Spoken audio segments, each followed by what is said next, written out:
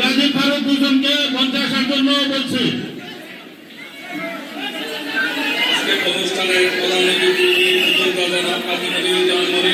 উপস্থিত বিএনপি অঙ্গ সংগঠনের নেতৃবৃন্দ, আসসালামু আলাইকুম। প্রথমে আমি আপনাদের কাছে মনির ভাইয়ের জন্য দোয়া চাই।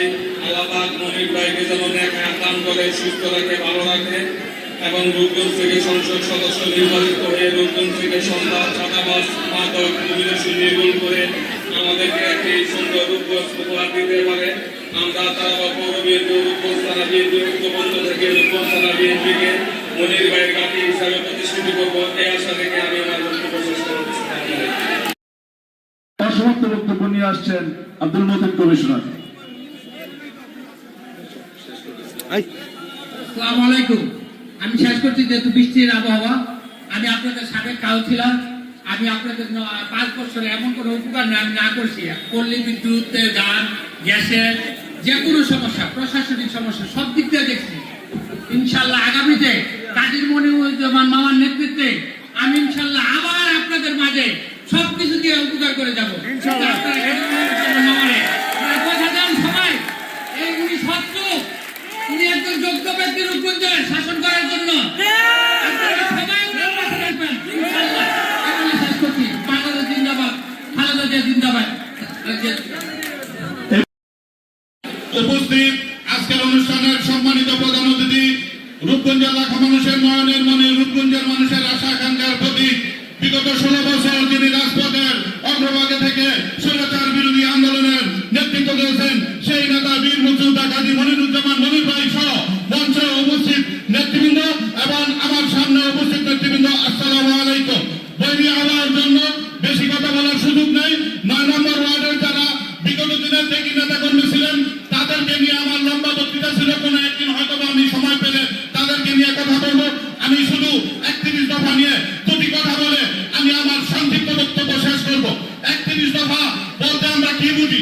31 দফা হলো বিএনপির আগামী নির্বাচনের ইশতেহার এবং নির্বাচনে জয়লাভ করলে বিএনপি রাষ্ট্র ক্ষমতা কিভাবে পরিচালনা করবে সেটাই হলো 31 দফা। তাই আমরা ভবিষ্যতে বিএনপি জনগণের মৌলিক অধিকার যাতে সুন্দরভাবে আদায় করতে পারে সেজন্য আমরা তারাবো পৌরবাসী কাজী মনির ভাইয়ের নেতৃত্বে ঐক্যবদ্ধ থেকে জনাব কাজী মনিরুজ্জামান মনির ভাইকে আগামী সংসদ নির্বাচনে বিপুল ভোটে জয়লাভের মধ্য দিয়ে আমাদের আগামী রাষ্ট্রনায়ক জনাব তারেক রহমানের ঘোষিত 31 দফা আমরা বাস্তবায়ন করব, এই আশাবাদ ব্যক্ত করে আজকে ঐক্যবদ্ধ থাকলে যে একটি সুন্দর প্রোগ্রাম করা যায় তারই বই প্রকাশ করেছে আজকে 9 নম্বর ওয়ার্ডে। আমি আমার ব্যক্তিগত পক্ষ থেকে 9 নম্বর ওয়ার্ডে সকল নেতৃবৃন্দকে এবং আমার নেতা বীর মুক্তিযোদ্ধা কাজী মনিরুজ্জামান মনির ভাইয়ের পক্ষ থেকে শুভেচ্ছা এবং ধন্যবাদ জানিয়ে আমি আমার বক্তব্য শেষ করছি। আসসালামু আলাইকুম।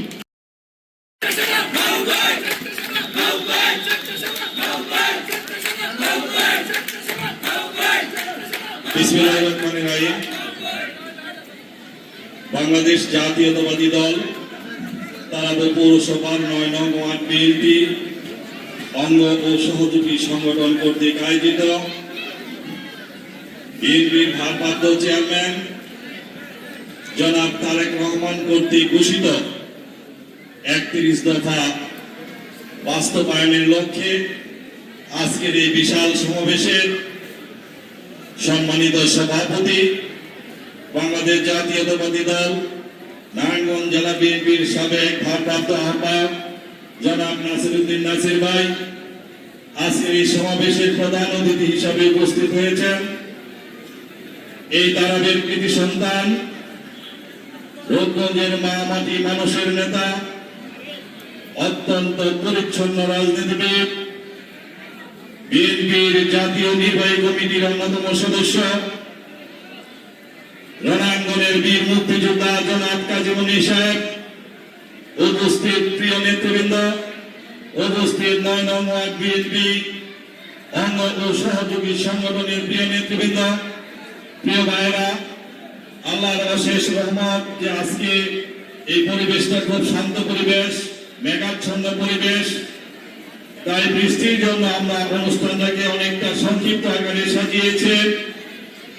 তারপরেও 9 নং ওয়ার্ড বিএনপি এবং অঙ্গ সংগঠনের যে সদস্যত্ব উপস্থিতি, এটা তারাবা পৌরসভার সবচেয়ে বড় ওয়ার্ড, সবচেয়ে বেশি ভোট এই 9 নং ওয়ার্ডে। সুতরাং আপনাদের গুরুত্ব অনেক বেশি। আপনাদের কৃতি সন্তান বীর মুক্তিযোদ্ধা জনাব কাজী মনির সাহেব আপনাদের এই তারাবের কৃতি সন্তান। সুতরাং তারাবা পৌরবাসীকে অবশ্যই ঐক্যবদ্ধ থাকতে হবে।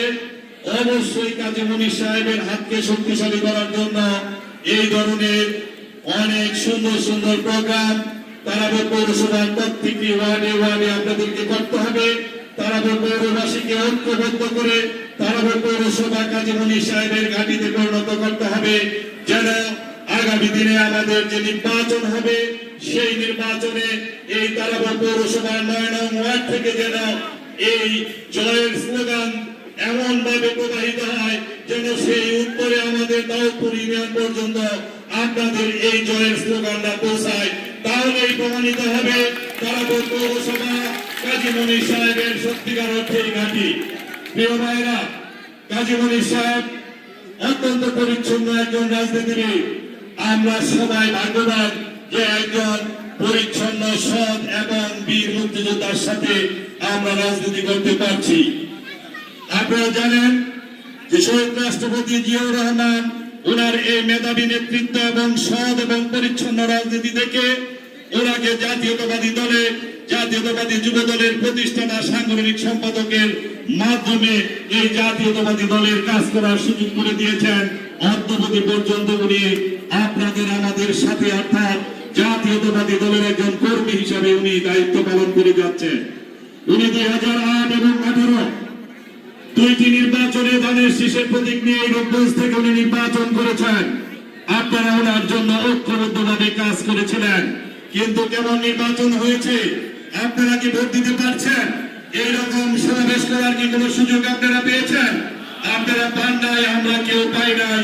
তারা দিনের ভোট রাতে করেছে, বিনা ভোটে তারা রাষ্ট্রীয় ক্ষমতায় গিয়ে অবৈধভাবে 16টি বছর গায়ের জোরে বাংলাদেশের রাষ্ট্রীয় ক্ষমতা তারা দখল করে এই বাংলাদেশের 18 কোটি মানুষকে তারা বৃহৎ কারাগারে রেখেছে। প্রিয় ভাইরা, এখন আমরা মুক্ত। জুলাই আগস্টের বিপ্লবের পরে আমরা বাংলাদেশের 18 কোটি মানুষ আজকে কারাগার থেকে মুক্ত হয়েছি। আমাদেরকে এখন সিদ্ধান্ত নিতে হবে কাকে দিয়ে রূপগঞ্জের শান্তি আসবে, কাকে দিয়ে রূপগঞ্জের মানুষ সুন্দরভাবে বসবাস করতে পারে, কার কাছে রূপগঞ্জ নিরাপদ, কে আমাদের অভিভাবক। এটার সঠিক সিদ্ধান্ত আপনাদের তারাবা পৌরবাসীকে নিতে হবে। আমি বলতে চাই, এই জুলাই আগস্টের বিপ্লবের পরে রূপগঞ্জে যে বিএনপির রাজনীতি আজকে করে যাচ্ছি, আপনারা স্পষ্টভাবে দেখেছেন যে দুইটি দলের রাজনীতির মধ্যে কাজী মনির সাহেবের রাজনীতি কত স্বচ্ছ, কত পরিচ্ছন্ন। উনি কত ভালো মানুষ। উনি কোনো লুটপাটের অনুমতি দেয় না। উনি কোনো দখলবাদ, চাঁদাবাদ, সন্ত্রাসীকে উনি প্রশ্রয় দেয় না। সুতরাং আমাদেরকে সিদ্ধান্ত নিতে হবে এই রূপগঞ্জের গার্জিয়ান হিসাবে কাজী মনির সাহেবকে আমাদের সিলেকশন করতে হবে। সুতরাং রূপগঞ্জে কাজী মনির সাহেবের বিকল্প কাউকে দেওয়া যাবে না। রূপগঞ্জের শিল্পপতি থেকে শুরু করে শ্রমিক, মেহনতি মানুষ সবাই এক বাক্যে স্বীকার করবে যে রূপগঞ্জে যদি শান্তিতে থাকতে হয়, রূপগঞ্জবাসীকে যদি শান্তিতে রাখতে হয়, রূপগঞ্জের উন্নয়নের অগ্রযাত্রা যদি এগিয়ে নিয়ে যেতে হয়, তাহলে কাজী মনির সাহেবের প্রয়োজন। সুতরাং আপনারা যারা 9 নং ওয়ার্ডের নেতৃবৃন্দ এখানে উপস্থিত হয়েছেন, যারা উপস্থিত হন নাই, মা বোনেরা যারা বাসায় আছেন, আপনাদের উদ্দেশ্য বলতে চাই, আপনারা ঐক্যবদ্ধভাবে বীর মুক্তিযোদ্ধা জনাব কাজী মনির সাহেবের হাতকে শক্তিশালী করুন। তাহলে রূপগঞ্জের শান্তি ফিরে আসবে, রূপগঞ্জের অসমাপ্ত কাজ সমাপ্ত করা যাবে, রূপগঞ্জের মানুষ একজন ভালো অভিভাবক পাবে। প্রিয় ভাইরা, আমরা আজকে এখানে সমাবেশে ডাক দিয়েছি 31 দফার জন্য। 31 দফা সম্পর্কে প্রধান অতিথি বিস্তারিত ভাবে উনি ওনার বক্তব্য রাখবেন। শুধু বলতে চাই, এই 31 দফা কেন 31 দফা আমাদেরকে জানতে হবে। এই 31 দফা আমার নেতা বীর মুক্তিযোদ্ধা জনাব কাজী মনির সাহেব বলেছেন, এই 31 দফা হলো বাংলাদেশের একটি মুক্তির সনদ। এই 31 দফা বাস্তবায়নের মাধ্যমে বাংলাদেশের সমস্ত অকল্যাণ থেকে কল্যাণের দিকে ধাবিত হবে, সমস্ত অসমাপ্ত কাজ সমাপ্ত হবে, বাংলাদেশের সমস্ত মৌলিক অধিকার ফিরিয়ে পাবে, শিক্ষা, স্বাস্থ্য, চিকিৎসা সহ মানুষের জীবনযাপনের যতগুলো উপাদান আছে সমস্ত উপাদান সঠিকভাবে বাস্তবায়ন হবে যদি এই 31 দফা বাস্তবায়ন হয়। সুতরাং আমি বলতে চাই বীর মুক্তিযোদ্ধা কাজী মনির সাহেব আমাদের এই রূপগঞ্জবাসীর জন্য একটি বড় গার্জিয়ান হিসেবে উনি আসছেন। ওনাকে এই রূপগঞ্জের দায়িত্ব দেওয়ার জন্য, এই রূপগঞ্জ থেকে ওনাকে নির্বাচিত করার জন্য আমাদের মধ্যে যদি কোনো ছোটখাটো ভুলভ্রান্তি থাকে সমস্ত ভুলভ্রান্তি রেখে ঐক্যবদ্ধভাবে আমরা কাজী মনির সাহেবের হাতকে শক্তিশালী করতে হবে। তাহলে আমাদের যে উদ্দেশ্য নিয়ে আজকে আমরা এখানে সমবেত হয়েছি, যে উদ্দেশ্য নিয়ে আমরা বিএনপির রাজনীতি করি, যে উদ্দেশ্য নিয়ে কাজী মনির সাহেবকে নিয়ে আমরা রাজনীতি করি, সেটা সফল হবে। আমি আমার বক্তব্য দীর্ঘায়িত করবো না, প্রধান অতিথি ওনার মূল্যবান বক্তব্য রাখবেন। আমি বক্তব্য শেষে আবার বলতে চাই, আপনারা তারাবাসী যদি স্বতঃস্ফূর্তভাবে গর্জে ওঠেন, কাজী মনির সাহেবের হাতকে শক্তিশালী করেন, তাহলে রূপগঞ্জের আরো 9টি সাংগঠনিক ইউনিয়ন রয়েছে, সেই 9টি সাংগঠনিক ইউনিয়নও আপনাদেরকে অনুসরণ করবে, আপনাদেরকে দেখবে, সেই 9টি সাংগঠনিক ইউনিয়নও শক্তিশালী হবে। এবং আমরা বলতে চাই আগামী দিনে যে অন্তর্বর্তীকালীন সরকার যে নির্বাচন দিবেন, সেই নির্বাচনেও বীর মুক্তিযোদ্ধা জনাব কাজী মনির সাহেব ধানের শীষের মনোনয়ন নিয়ে রূপগঞ্জ থেকে বিপুল ভোটে নির্বাচিত হবেন ইনশাআল্লাহ। বিএনপি যদি সরকার গঠন করে আমাদের মন্ত্রণালয়ের মধ্যে সবচেয়ে ভালো মন্ত্রণালয়, জ্যেষ্ঠ মন্ত্রণালয়ের দায়িত্ব ইনশাআল্লাহ বীর মুক্তিযোদ্ধা জনাব কাজী মনির সাহেব পাবেন। আমাদের দলের পক্ষ থেকে বীর মুক্তিযোদ্ধা জনাব কাজী মনির সাহেবকে বাংলাদেশের ব্যবসায়িক কমিউনিটিকে ঐক্যবদ্ধ করার জন্য, ব্যবসায়িক সংগঠনগুলোকে পুনর্গঠন করার জন্য, শক্তিশালী করার জন্য, বাংলাদেশের অর্থনীতিকে সচল রাখার জন্য, এই অন্তর্বর্তীকালীন সরকারকে সহযোগিতা করার জন্য দলের হাইকমান্ড থেকে জনাব কাজী মনির সাহেবকে অনেক দায়িত্ব দিয়েছেন। উনিও আজকে এই সভায় আসার পূর্বে নারায়ণগঞ্জে বিকেএমই নেতৃবৃন্দদের সাথে মিটিং করেছেন, বিজিএমইর নেতৃবৃন্দদের সাথে মিটিং করেছেন। আগামী 31শে মে বিজিএমই নির্বাচন, সেই নির্বাচনে যেন স্বতঃস্ফূর্তভাবে বিএনপির নেতৃবৃন্দরা অন্তর্বর্তীকালীন সরকারকে সহযোগিতা করার আমরা রূপগঞ্জবাসী পেয়েছি।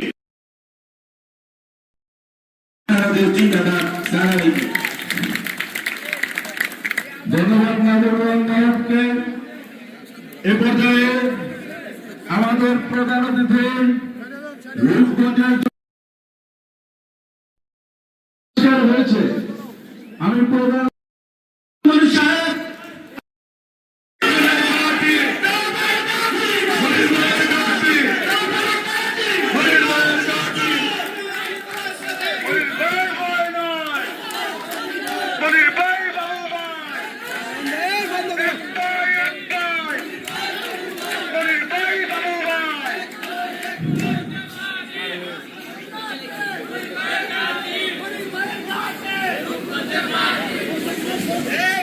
বিসমিল্লাহির রহমানির রহিম।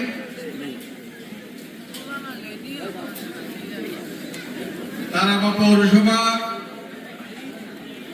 9 নং ওয়ার্ড কর্তৃক আয়োজিত আজকের এই সভায় স্নেহাস্পদ সভাপতি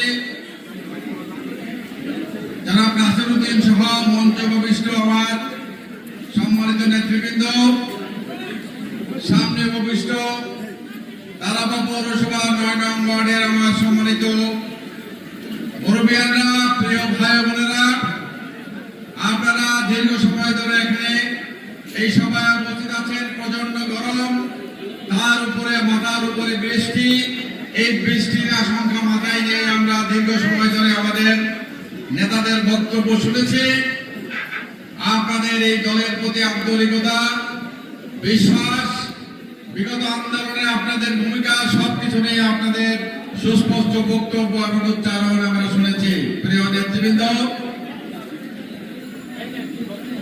আজকে এই বাংলাদেশ একটা অত্যন্ত গুরুত্বপূর্ণ এবং সংকটময় সময় অতিক্রম করছে। এই সংকট ধীরে ধীরে ঘনীভূত হচ্ছে। আকাশে আস্তে আস্তে মেঘ করে বিদ্যুৎ চমকায়, তারপরে প্রচন্ড বৃষ্টি হয়, ঝড় হয়, যেই ঝড়ে সবকিছু ছিন্ন ভিন্ন করে ভাসিয়ে নিয়ে যায়। আমরা দেখেছি উড়ির ঝড়ে সেই ঝড়, মানুষ পশু কিভাবে জীবন দিয়েছে সেই ঝড়ে। সেই ঝড় থেকে কোনো মানুষ রক্ষা পায় নাই, জীবজন্তু জানোয়ার রক্ষা পায় নাই। প্রিয় উপস্থিতি, আপনাদেরকে আমি বলতে চাই, ৭১-এর মুক্তিযুদ্ধ, আমি মুক্তিযুদ্ধ করেছি। আমার সেই মুক্তিযুদ্ধের পরে এই বাংলাদেশে মুক্তিযোদ্ধাদের কিছু কিছু মানুষ মুক্তিযোদ্ধাদের কর্মকাণ্ডে অসন্তুষ্ট হয়েছে, মুক্তিযুদ্ধ কলঙ্কিত হয়েছে। সেই সময় এই মুক্তিযোদ্ধাদের বিভ্রান্ত করেছে রাজাকাররা, যারা স্বাধীনতায় বিশ্বাস করে নাই, যারা স্বাধীনতার বিরোধিতা করেছে, তারাই সেই মুক্তিযোদ্ধাদের বিপদগামী করেছে, বিভ্রান্ত করেছে, মুক্তিযুদ্ধকে তারাই কলঙ্কিত করেছে। প্রিয় ভাইয়েরা আমার, আজকে ওই সূত্র ধরে আমি বলতে চাই, বিগত 16-17 বছর আমরা যারা আন্দোলন করলাম, মুগ্ধ স্নিগ্ধরা যারা জীবন দিল, যারা জীবন দিয়ে এই বাংলাদেশের গণতন্ত্রকে আবার ফিরিয়ে দিল, মুক্তিযুদ্ধের কলঙ্ককে যারা মুক্ত করলো, কালিমালিপ্ত করলো, তাদের জীবন দানকে আমরা যদি বৃথা করে দেই, ব্যর্থ করে দেই, তাহলে কিন্তু আমরা অনেক বড় অপরাধ করবো, অনেক বড় অন্যায় করবো। ঠিক ৭১-এ যদি আমরা ভুল না করতাম, ৭১-এর পরে যারা ক্ষমতা ছিল তারা যদি ভুল না করতো, তাহলে আজকে তো দেশের এই অবস্থা হওয়ার কথা না।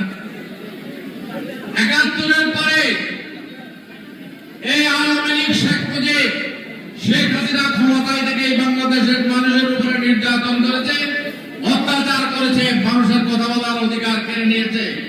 গণতন্ত্র, নামমাত্র গণতন্ত্রের নামে যারা ষড়যন্ত্র চালিয়েছে দেশের মানুষের উপরে, আজকে অতি বাড়াবাড়ি মানুষের উপরে অত্যাচার, নির্যাতন, তার পরিণতি কি সেটাকে আমরা দেখতে পাচ্ছি না? আমরা তো দেখতে পাচ্ছি সেই নির্যাতনকারী, অত্যাচারী আজকে কোথায়? যারা এই দেশের স্বাধীনতা যুদ্ধকে নিজের পরিবারের কর্ম, শেখ মুজিবের কর্ম, এমন কোন বাংলাদেশের এমন কোন জায়গা নাই ক্যান্টনমেন্ট সহ যেখানে শেখ মুজিবের পরিবারের নাম নাই। আজকে কি সেই নাম কোথাও আছে? কোথাও নাই। এই দেশের মালিক জনগণ, এই বাংলাদেশের মানুষ, এই দেশের মালিক। আমরা যারা রাজনীতি করি, আমরা এই বাংলাদেশের মালিক, মুক্তার নই।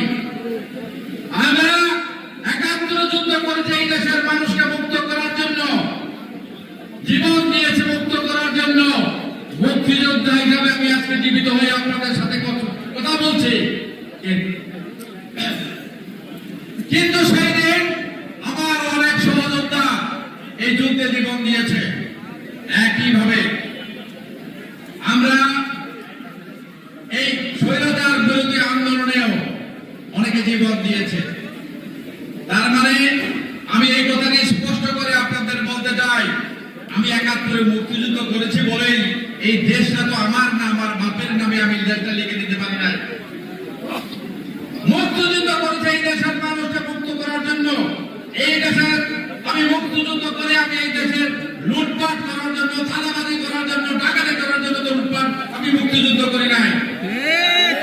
আমি মুক্তিযুদ্ধ করেছি এই দেশের মানুষকে স্বাধীনতা দেওয়ার জন্য, এই দেশের মানুষকে সুন্দর জীবন ফিরিয়ে দেওয়ার জন্য, যেখানে মানুষ শান্তিতে বসবাস করবে, যেখানে তার ব্যক্তিগত জীবন, পারিবারিক জীবন নিয়ে নিরুত্তাপ নির্বিঘ্ন জীবন যাপন করবে।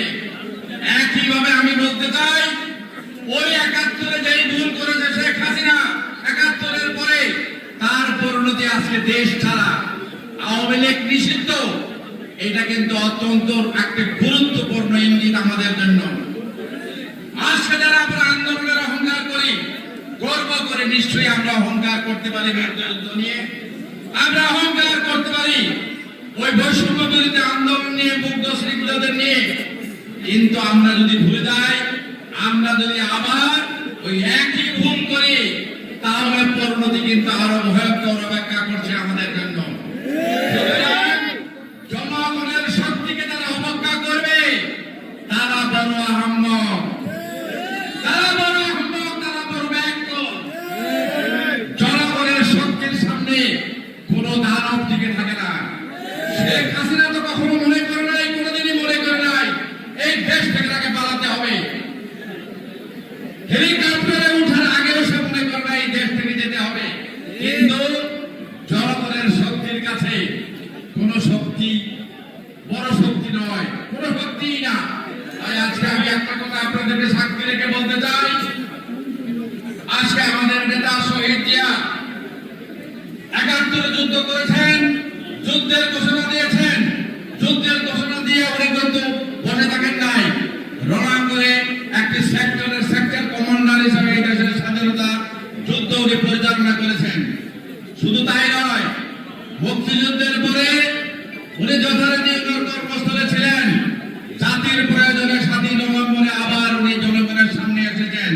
সিপাহী জনতার বিপ্লবের মাধ্যমে আবার উনি জনগণের সামনে এসে আবার জাতির দায়িত্ব নিয়েছেন। সেই জন্য আমি জিয়াউর রহমানের সেই বিপ্লব দেখেছি, সেই কথা শুনেছি।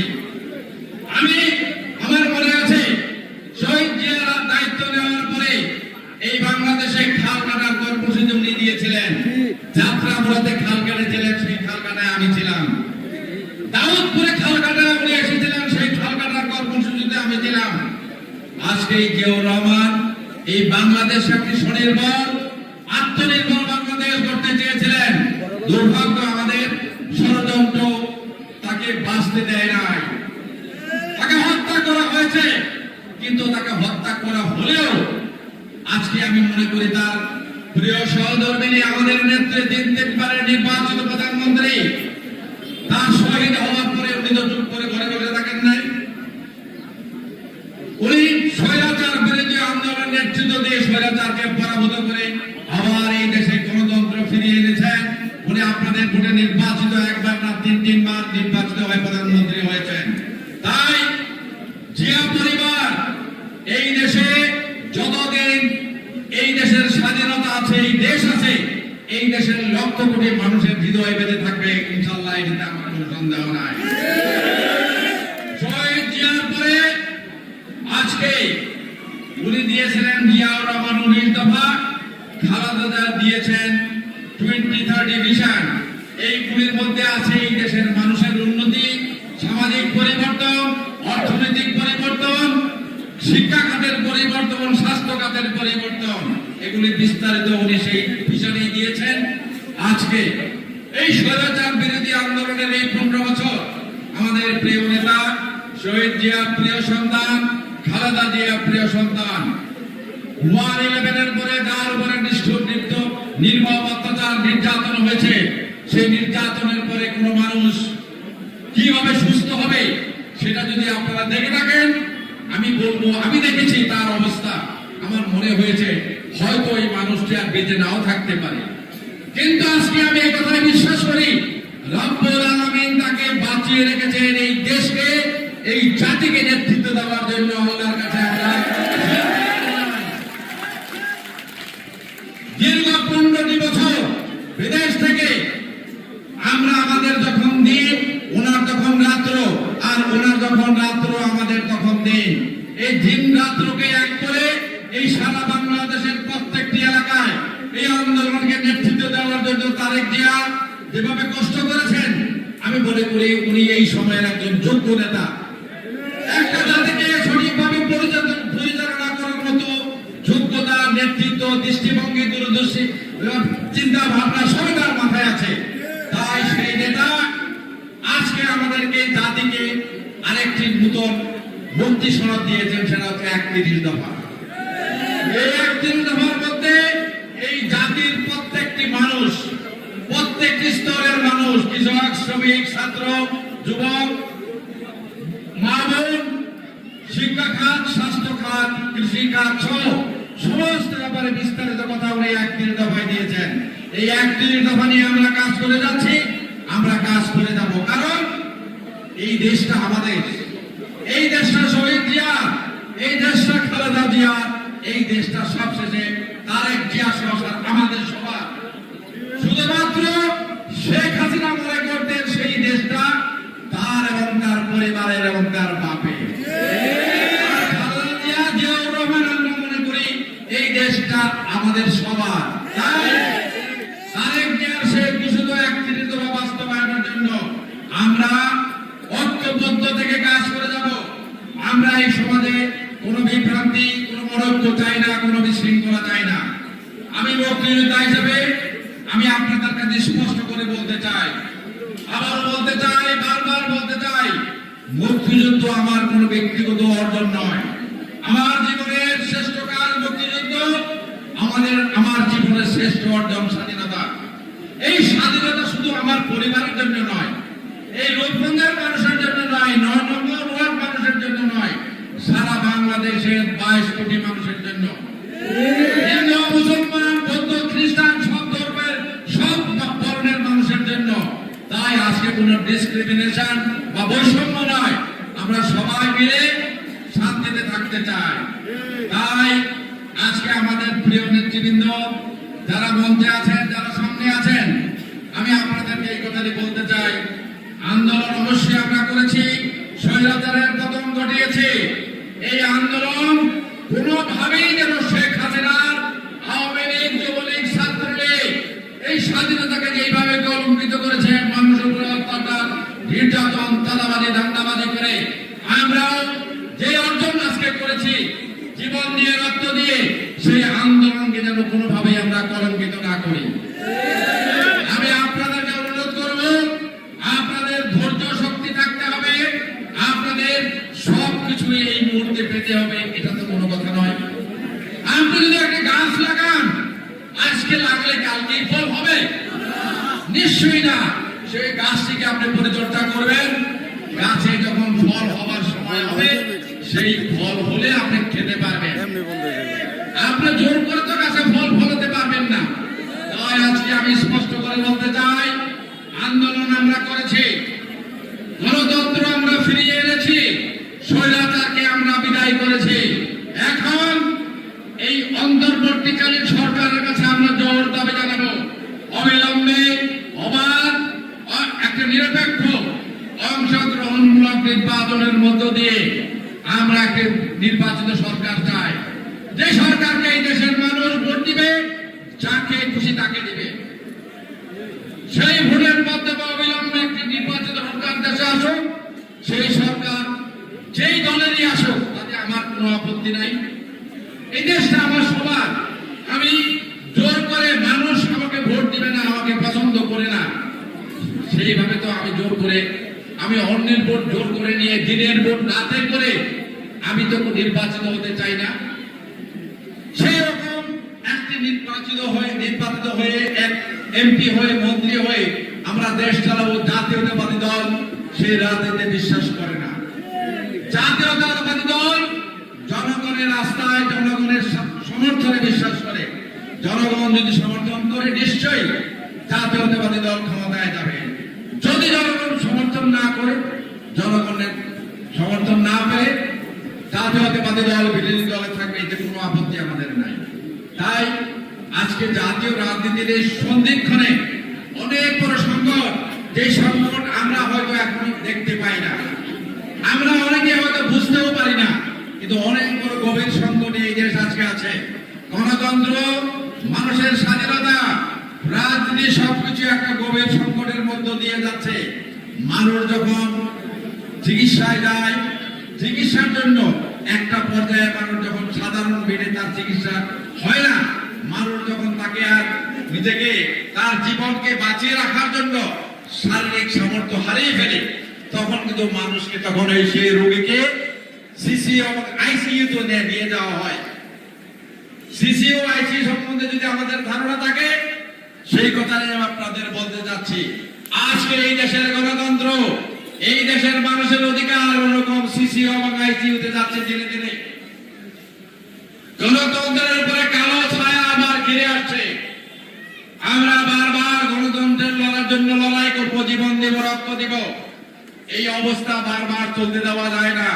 আমি শুধু আজকে এই কথাটুকুই বলবো, আমি হয়তো রাজনীতির এমন কোন বিজ্ঞ লোক নয়, কিন্তু এই কথাটি আমি আমার অনুভূতিতে আজকে আছে, গণতন্ত্র সংখ্যামুক্ত নয়, মানুষের ভোটের অধিকারও সংখ্যামুক্ত নয়।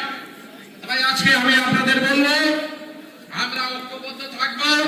ঐক্যবদ্ধ থেকে যে কোনো ষড়যন্ত্র মোকাবেলায় আমরা আবারও অতীতের মতো যেভাবে লড়াই করে যে সংগ্রাম করেছি, আমাদের মধ্যে ছোটখাটো কোনো জিনিস নিয়ে যেন কোনো বিভক্তি বিভেদ না হয়।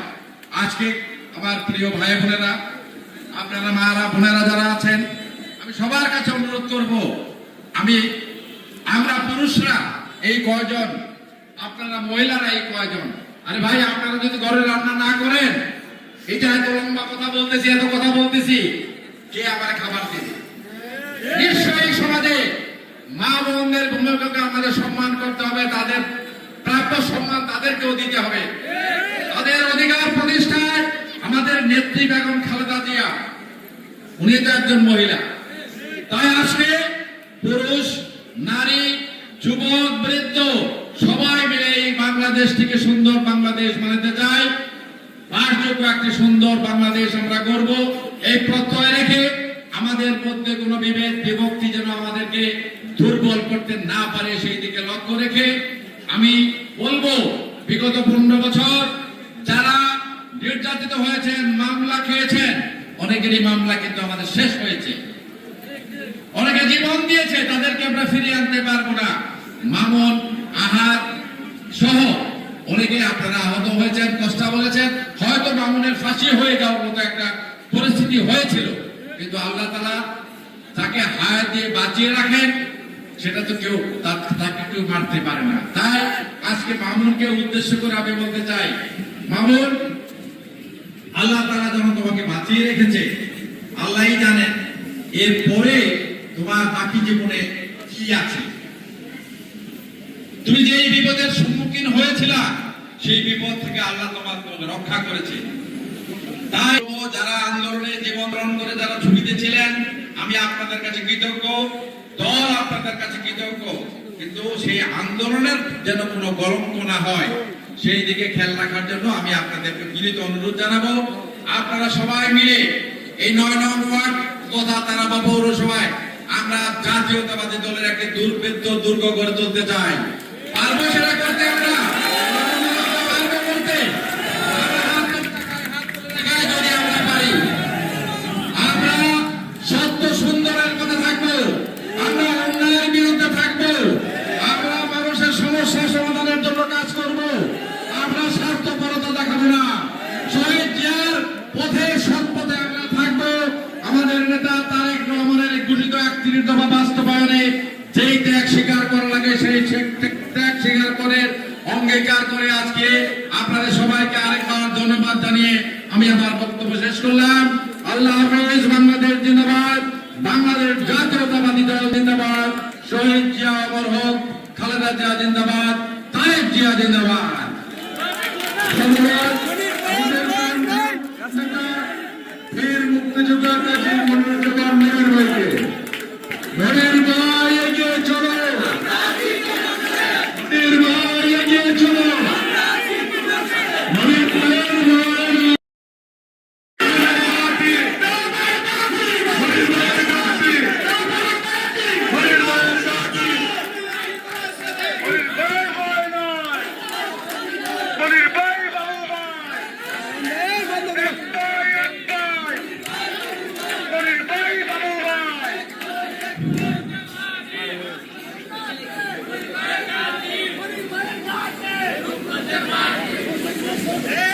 বিসমিল্লাহির রহমানির রহিম।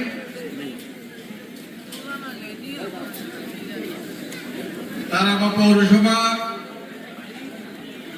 9 নং ওয়ার্ড কর্তৃক আয়োজিত আজকের এই সভার স্নেহাস্পদ সভাপতি জনাব নাসিরউদ্দিন সহ মঞ্চে উপবিষ্ট আমার সম্মানিত নেতৃবৃন্দ, সামনে উপবিষ্ট তারাবা পৌরসভা 9 নং ওয়ার্ডের আমার সম্মানিত মুরব্বিয়ানরা, প্রিয় ভাই বোনেরা, আপনারা দীর্ঘ সময় ধরে এখানে এই সভায় উপস্থিত আছেন। প্রচন্ড গরম, তার উপরে মাথার উপরে বৃষ্টি। এই বৃষ্টির আশঙ্কা মাথায় নিয়ে আমরা দীর্ঘ সময় ধরে আমাদের নেতাদের বক্তব্য শুনেছি। আপনাদের এই দলের প্রতি আন্তরিকতা, বিশ্বাস, বিগত আন্দোলনে আপনাদের ভূমিকা সবকিছু নিয়ে আপনাদের সুস্পষ্ট বক্তব্য এবং উচ্চারণ আমরা শুনেছি। প্রিয় নেতৃবৃন্দ, আজকে এই বাংলাদেশ একটা অত্যন্ত গুরুত্বপূর্ণ এবং সংকটময় সময় অতিক্রম করছে। এই সংকট ধীরে ধীরে ঘনীভূত হচ্ছে। আকাশে আস্তে আস্তে মেঘ করে বিদ্যুৎ চমকায়, তারপরে প্রচন্ড বৃষ্টি হয়, ঝড় হয়। যেই ঝড়ে সবকিছু ছিন্ন ভিন্ন করে ভাসিয়ে নিয়ে যায়। আমরা দেখেছি উড়ির ঝড়ে সেই ঝড়, মানুষ পশু কিভাবে জীবন দিয়েছে সেই ঝড়ে। সেই ঝড় থেকে কোনো মানুষ রক্ষা পায় নাই, জীবজন্তু জানোয়ার রক্ষা পায় নাই। প্রিয় উপস্থিতি, আপনাদেরকে আমি বলতে চাই, ৭১-এর মুক্তিযুদ্ধ, আমি মুক্তিযুদ্ধ করেছি। আমার সেই মুক্তিযুদ্ধের পরে এই বাংলাদেশে মুক্তিযোদ্ধাদের কিছু কিছু মানুষ মুক্তিযোদ্ধাদের কর্মকাণ্ডে অসন্তুষ্ট হয়েছে, মুক্তিযুদ্ধ কলঙ্কিত হয়েছে। সেই সময় এই মুক্তিযোদ্ধাদের বিভ্রান্ত করেছে রাজাকাররা, যারা স্বাধীনতায় বিশ্বাস করে নাই, যারা স্বাধীনতার বিরোধিতা করেছে, তারাই সেই মুক্তিযোদ্ধাদের বিপদগামী করেছে, বিভ্রান্ত করেছে। মুক্তিযুদ্ধকে তারাই কলঙ্কিত করেছে। প্রিয় ভাইয়েরা,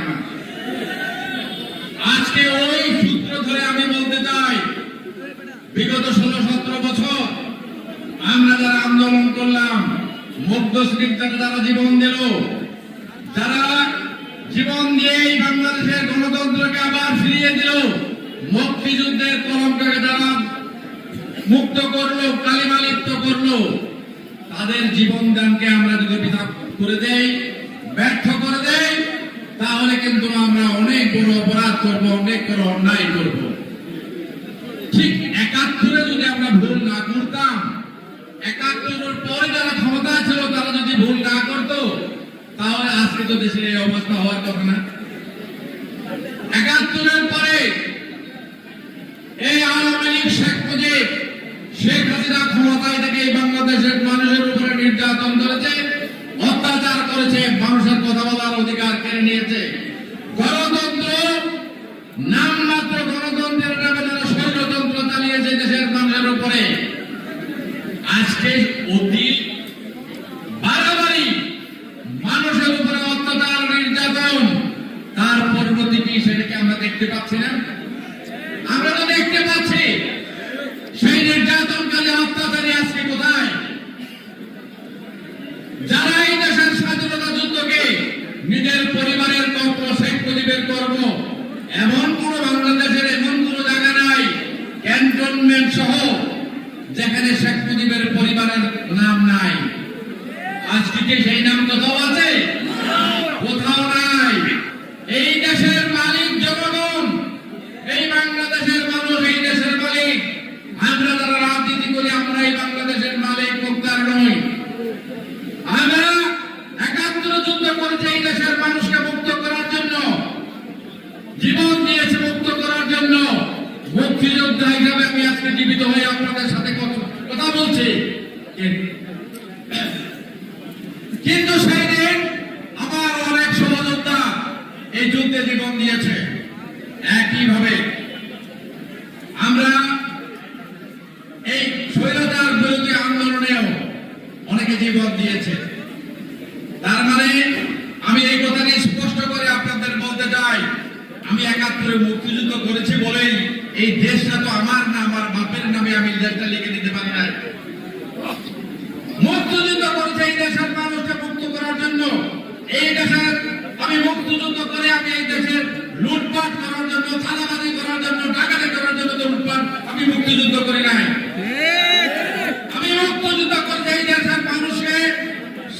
স্বাধীনতা দেওয়ার জন্য, এই দেশের মানুষকে সুন্দর জীবন ফিরিয়ে দেওয়ার জন্য, যেখানে মানুষ শান্তিতে বসবাস করবে, যেখানে তার ব্যক্তিগত জীবন, পারিবারিক জীবন নিয়ে নিরুত্তাপ নির্বিঘ্ন জীবন যাপন করবে।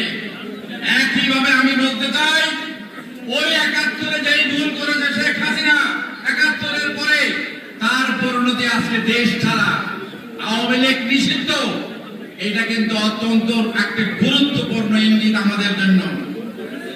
আজকে যারা আমরা আন্দোলনের অহংকার করি, গর্ব করে, নিশ্চয়ই আমরা অহংকার করতে পারি মুক্তিযুদ্ধ নিয়ে, আমরা অহংকার করতে পারি ওই বৈষম্য বিরোধী আন্দোলন নিয়ে, মুগ্ধ শৃঙ্খলাদের নিয়ে, কিন্তু আমরা যদি ভুলে যাই, আমরা যদি আবার ওই একই ভুল করি, তাহলে পরিণতি কিন্তু আরো ভয়ঙ্কর অপেক্ষা করছে আমাদের জন্য। জনগণের শক্তিকে যারা অবজ্ঞা করবে, তারা বড় আহম্মক, তারা বড় আহম্মক, তারা বড় ব্যঙ্গ। জনগণের শক্তির সামনে কোন দানব টিকে থাকে না। শেখ হাসিনা তো কখনো মনে করে নাই, কোনোদিনই মনে করে নাই এই দেশ থেকে তাকে পালাতে হবে। হেলিকপ্টারে উঠার আগেও সে মনে করে নাই এই দেশ থেকে যেতে হবে। কিন্তু জনগণের শক্তির কাছে কোন শক্তি বড় শক্তি নয়, কোন শক্তিই না। তাই আজকে আমি একটা কথা আপনাদেরকে সাক্ষী রেখে বলতে চাই, আজকে আমাদের নেতা শহীদ জিয়া ৭১-এ যুদ্ধ করেছেন, যুদ্ধের ঘোষণা দিয়েছেন, যুদ্ধের ঘোষণা দিয়ে উনি কিন্তু বসে থাকেন নাই, রণাঙ্গনে একটি সেক্টরের সেক্টর কমান্ডার হিসেবে এই দেশের স্বাধীনতা যুদ্ধ উনি পরিচালনা করেছেন। শুধু তাই নয়, মুক্তিযুদ্ধের পরে উনি যথারীতি কর্মস্থলে ছিলেন, জাতির প্রয়োজনে স্বাধীন অবলম্বনে আবার উনি জনগণের সামনে এসেছেন। সিপাহী জনতার বিপ্লবের মাধ্যমে আবার উনি জনগণের সামনে এসে আবার জাতির দায়িত্ব নিয়েছেন। সেই জন্য আমি জিয়াউর রহমানের সেই বিপ্লব দেখেছি, সেই কথা শুনেছি। আমার মনে আছে শহীদ জিয়ার দায়িত্ব নেওয়ার পরে এই বাংলাদেশে খাল কাটার কর্মসূচি উনি দিয়েছিলেন। যাত্রামূলতে খাল কেটেছিলেন, সেই খাল কাটায় আমি ছিলাম। দাউদপুরে খাল কাটায় উনি এসেছিলেন, সেই খাল কাটার কর্মসূচিতে আমি ছিলাম। আজকে জিয়াউর রহমান এই বাংলাদেশ একটি স্বনির্ভর, আত্মনির্ভর বাংলাদেশ করতে চেয়েছিলেন। দুর্ভাগ্য, আমাদের ষড়যন্ত্র তাকে বাঁচতে দেয় নাই। তাকে হত্যা করা হয়েছে, কিন্তু তাকে হত্যা করা হলেও আজকে আমি মনে করি তার প্রিয় সহধর্মিনী, আমাদের নেতৃত্বে ৩ বারের নির্বাচিত প্রধানমন্ত্রী, তার শহীদ হওয়ার পরে উনি তো চুপ করে ঘরে বসে থাকেন নাই। উনি স্বৈরাচার বিরোধী আন্দোলনের নেতৃত্ব দিয়ে স্বৈরাচারকে পরাভূত করে আবার এই দেশে গণতন্ত্র ফিরিয়ে এনেছেন। উনি আপনাদের ভোটে নির্বাচিত, একবার না ৩ বার নির্বাচিত হয়ে প্রধানমন্ত্রী হয়েছেন। তাই জিয়া পরিবার এই দেশে যতদিন এই দেশের স্বাধীনতা আছে, এই দেশ আছে, এই দেশের লক্ষ কোটি মানুষের হৃদয়ে বেঁধে থাকবে ইনশাআল্লাহ, এটাতে আমার কোনো সন্দেহ নাই। শহীদ জিয়ার পরে আজকে উনি দিয়েছিলেন জিয়াউর রহমান ১৯ দফা, খালেদা দিয়েছেন 2030 ভিশন। এইগুলির মধ্যে আছে এই দেশের মানুষের উন্নতি, সামাজিক পরিবর্তন, অর্থনৈতিক পরিবর্তন, শিক্ষা খাতের পরিবর্তন, স্বাস্থ্য খাতের পরিবর্তন, এগুলি বিস্তারিত উনি সেই ভিশনেই দিয়েছেন। আজকে এই স্বৈরাচার বিরোধী আন্দোলনের এই 15 বছর আমাদের প্রিয় নেতা শহীদ জিয়ার প্রিয় সন্তান, খালেদা জিয়ার প্রিয় সন্তান, 1/11-এর পরে যার উপরে নিষ্ঠুর নির্মম অত্যাচার নির্যাতন হয়েছে, সেই নির্যাতনের পরে কোন মানুষ কিভাবে সুস্থ হবে সেটা যদি আপনারা দেখে থাকেন, আমি বলবো, আমি দেখেছি তার অবস্থা, আমার মনে হয়েছে হয়তো এই মানুষটি আর বেঁচে নাও থাকতে পারে। কিন্তু আজকে আমি এই কথায় বিশ্বাস করি, রব্বুল আলামিন তাকে বাঁচিয়ে রেখেছেন এই দেশকে, এই জাতিকে নেতৃত্ব দেওয়ার জন্য। আল্লাহর কাছে আমরা দীর্ঘ 15টি বছর বিদেশ থেকে আমরা, আমাদের যখন দিন ওনার তখন রাত্র, আর ওনার যখন রাত্র আমাদের তখন দিন, এই দিন রাত্রকে এক করে এই সারা বাংলাদেশের প্রত্যেকটি এলাকায় এই আন্দোলনকে নেতৃত্ব দেওয়ার জন্য তারেক জিয়া যেভাবে কষ্ট করেছেন, আমি মনে করি উনি এই সময়ের একজন যোগ্য নেতা। একটা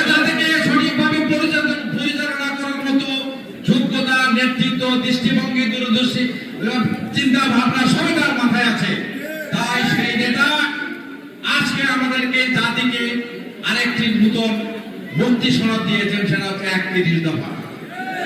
এই 31 দফার মধ্যে এই জাতির প্রত্যেকটি মানুষ, প্রত্যেকটি স্তরের মানুষ, কৃষক, শ্রমিক, ছাত্র, যুবক, মা বোন, শিক্ষা খাত, স্বাস্থ্য খাত, কৃষি খাত সহ সমস্ত ব্যাপারে বিস্তারিত কথা বলে 31 দফায় দিয়েছেন।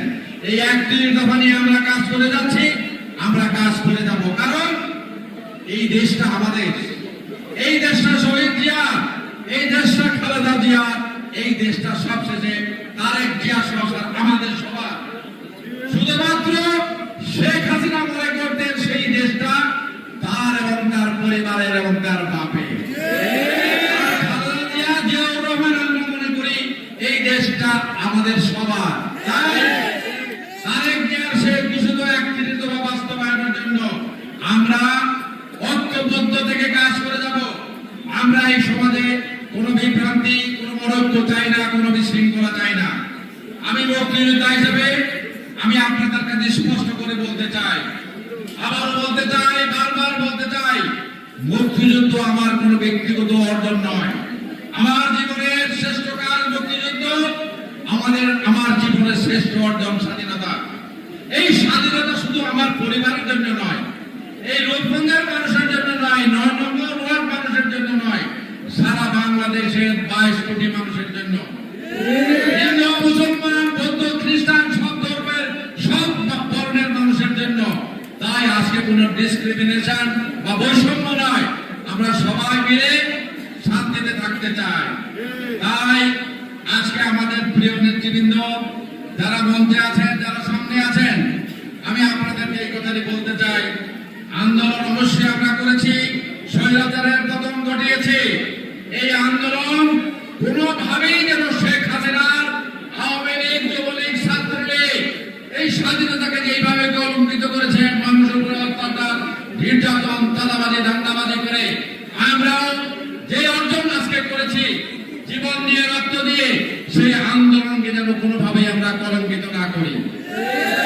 আমি আপনাদেরকে অনুরোধ করব, আপনাদের ধৈর্য শক্তি থাকতে হবে, আপনাদের সবকিছুই এই মুহূর্তে পেতে হবে, এটা তো কোনো কথা নয়। আপনি যদি একটা গাছ লাগান, আজকে লাগলে কালকেই ফল হবে? নিশ্চয়ই না। সেই গাছটিকে আপনি পরিচর্যা করবেন, গাছে যখন ফল হবার সময় হবে, সেই ফল হলে আপনি খেতে পারবেন। আপনি জোর করে তো গাছে ফল ফলাতে পারবেন না। তাই আজকে আমি স্পষ্ট করে বলতে চাই, আন্দোলন আমরা করেছি, গণতন্ত্র আমরা ফিরিয়ে এনেছি, স্বৈরাচারকে আমরা বিদায় করেছি। এখন এই অন্তর্বর্তীকালীন সরকারের কাছে আমরা জোর দাবি জানাবো, অবিলম্বে অবাধ, একটা নিরপেক্ষ, অংশগ্রহণমূলক নির্বাচনের মধ্য দিয়ে আমরা একটা নির্বাচিত সরকার চাই, যে সরকারকে এই দেশের মানুষ ভোট দিবে, যাকে খুশি তাকে দিবে। সেই ভোটের মাধ্যমে অবিলম্বে একটি নির্বাচিত সরকার দেশে আসুক। সেই সরকার যেই দলেরই আসুক, তাতে আমার কোনো আপত্তি নাই। এই দেশটা আমার সবার। আমি জোর করে, মানুষ আমাকে ভোট দিবে না, আমাকে পছন্দ করে না, সেইভাবে তো আমি জোর করে, আমি অন্যের ভোট জোর করে নিয়ে, দিনের ভোট রাতে করে আমি তো নির্বাচিত হতে চাই না। সেই রকম একটি নির্বাচিত হয়ে এক এমপি হয়ে, মন্ত্রী হয়ে আমরা দেশ চালাবো, জাতীয়তাবাদী দল সেই রাজনীতিতে বিশ্বাস করে না। জাতীয়তাবাদী দল জনগণের রাস্তায়, জনগণের সমর্থনে বিশ্বাস করে। জনগণ যদি সমর্থন করে, নিশ্চয়ই জাতীয়তাবাদী দল ক্ষমতায় যাবে। যদি জনগণ সমর্থন না করে, জনগণের সমর্থন না পেলে জাতীয়তাবাদী দল বিরোধী দলে থাকবে, এতে কোনো আপত্তি আমাদের নাই। তাই আজকে জাতীয় রাজনীতির এই সন্ধিক্ষণে অনেক বড় সংকট, যে সংকট আমরা হয়তো এখন দেখতে পাই না, আমরা অনেকে হয়তো বুঝতেও পারি না, কিন্তু অনেক বড় গভীর সংকটে এই দেশ আজকে আছে। গণতন্ত্র, মানুষের স্বাধীনতা, রাজনীতি সবকিছু একটা গভীর সংকটের মধ্য দিয়ে যাচ্ছে। মানুষ যখন চিকিৎসায় যায়, চিকিৎসার জন্য একটা পর্যায়ে মানুষ যখন সাধারণ বেডে তার চিকিৎসা হয় না, মানুষ যখন তাকে আর নিজেকে তার জীবনকে বাঁচিয়ে রাখার জন্য শারীরিক সামর্থ্য হারিয়ে ফেলে, তখন কিন্তু মানুষকে তখন এই সেই রোগীকে সিসিও এবং আইসিইউ তে নিয়ে যাওয়া হয়। সিসিও আইসিইউ সম্বন্ধে যদি আমাদের ধারণা থাকে, সেই কথাই আমি আপনাদের বলতে যাচ্ছি। আজকে এই দেশের গণতন্ত্র, এই দেশের মানুষের অধিকার ওরকম সিসিও এবং আইসিইউ তে যাচ্ছে দিনে দিনে। গণতন্ত্রের উপরে কালো ছায়া আবার ঘিরে আসছে। আমরা বারবার গণতন্ত্রের লড়ার জন্য লড়াই করব, জীবন দেব, রক্ত দেব। এই অবস্থা বারবার চলতে দেওয়া যায় না। আমি শুধু আজকে এই কথাটুকুই বলবো, আমি হয়তো রাজনীতির এমন কোনো বিজ্ঞ লোক নয়, কিন্তু এই কথাটি আমি আমার অনুভূতিতে আজকে আছে, গণতন্ত্র সংখ্যামুক্ত নয়, মানুষের ভোটের অধিকারও সংখ্যামুক্ত নয়। তাই আজকে আমি আপনাদের বলবো, আমরা ঐক্যবদ্ধ থাকবো। ঐক্যবদ্ধ থেকে যে কোনো ষড়যন্ত্র মোকাবেলায় আমরা আবারও অতীতের মতো যেভাবে লড়াই করে যে সংগ্রাম করেছি, আমাদের মধ্যে ছোটখাটো কোনো জিনিস নিয়ে যেন কোনো বিভক্তি বিভেদ না হয়। আজকে আমার প্রিয় ভাই বোনেরা, আপনারা মারা বোনেরা যারা আছেন, আমি সবার কাছে অনুরোধ করব, আমরা পুরুষরা এই কয়জন, আপনারা মহিলারা এই কয়জন, আরে ভাই আপনারা যদি ঘরে রান্না না করেন, এটা এত লম্বা কথা বলতেছি, এত কথা বলতেছি, কে আমার খাবার দেবে? নিশ্চয়ই সমাজে মা বোনদের ভূমিকাকে আমাদের সম্মান করতে হবে, তাদের প্রাপ্য সম্মান তাদেরকেও দিতে হবে। তাদের অধিকার প্রতিষ্ঠায় আমাদের নেত্রী বেগম খালেদা জিয়া